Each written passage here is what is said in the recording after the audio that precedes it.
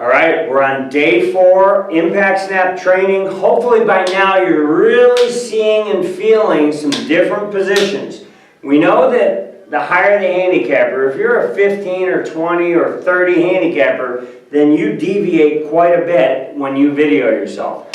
Now that we're loading and unloading, I want to introduce to you a couple things that the body has to do. And a couple images I like to use. If we were shooting free throws right now, I'd be dribbling, my spine would be flexed forward. If I tried to shoot a basketball from down here, it would be really, really hard.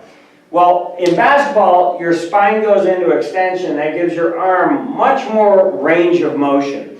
So with the impact snap, the spine is doing the same thing.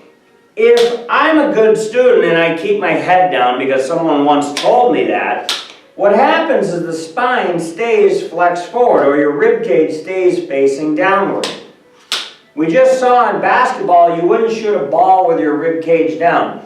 So as you're going through impact and the ball hits, keep the ball on there, raise your ribs up and turn them a little more. You should be able to keep the ball at least to chest high right on the trail arm. Load, unload. You'll also notice once your ribs turn upward, there's a slight tilt toward where the ball used to be. Load, unload, slight tilt, ribs up to the sky. If for whatever reason your ribs stay down, then the ball's never going to hit your arm.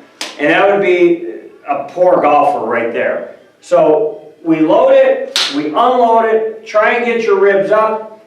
If you can keep the ball on your arm longer and longer, it almost forces your body to get into the right positions.